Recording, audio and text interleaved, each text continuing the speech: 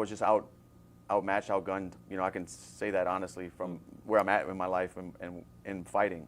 I'm comfortable with saying that. You know, I just wasn't prepared the way I needed to be for what he was bringing. In the Charles fight, there's more things that I look back at and say, damn, I shouldn't have done that, or I wish that didn't happen. You know.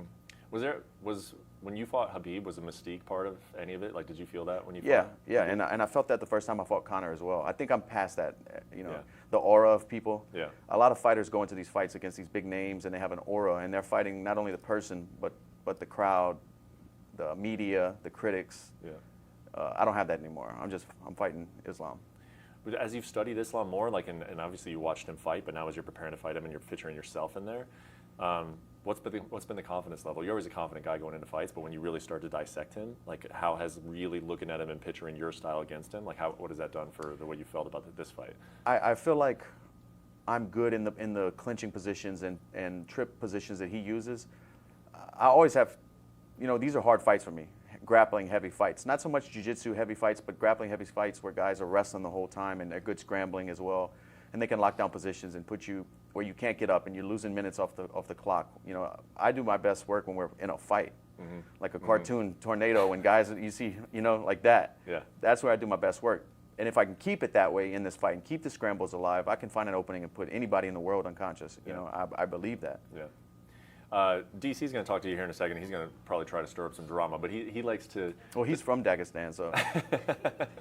I don't know what home is for him now, Lafayette or Dagestan in this fight. But I think he's going to bring up that like Islam does have this kind of little bit of like this arrogance to him sometimes when he speaks about his opponents.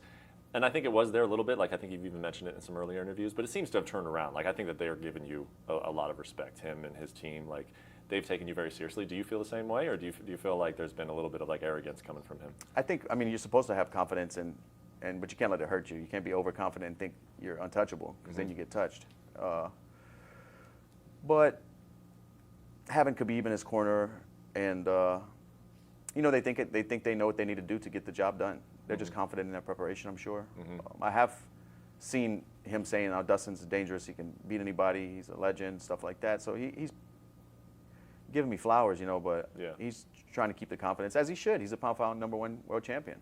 Well, and also you just look at him and you can tell. I mean, this is you would expect this, but because he's always in shape. But I mean, it looks like the work has been put in. You know, can you tell anything from that though? Like, can you look at a guy and just be like, "Oh yeah, he took camp seriously," or do you just never know? That's tough.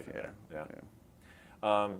Last thing, everyone's been asking you about your daughter, of course, but the one part that I want to know is like, how are you gonna are you gonna seek her out? Are you gonna see her? Because usually you see Jolie right before you walk in, right? If she's right there, like, I don't look for her, but if I see her on the walk, I'll acknowledge her for sure. Like, do you think you'll be thinking about her when you walk out, or do you like because she's there for the I don't first think time? so, but if I see her, like, if we make eye contact, then it's gonna, you know. What do you think that'll do for her? I'm not gonna be looking for her for sure. Like, I remember Cowboy was like, when I see my son there for the first time, like, I'm just like, oh, I can't lose in front of my son. Like, I'm gonna be a superhero. Like, do you think you'll have any feelings of that, or? I don't know. She's never been there front row like that. Yeah. I'm excited for her to witness it though. I guess just last thing, and I know you're prepared for everything, but I guess and a lot of this, like, you try not to do because you just like, I've done the work and now what happens. But what do you think is going to happen? What do you expect to happen on Saturday at UFC 302? What is going to happen? I think I'm going to land a shot that hurts him, and I'm going to finish him. Looking forward to it, man. Looking forward to it. I've enjoyed all these interviews. I don't think this is going to be the last one, but we'll see.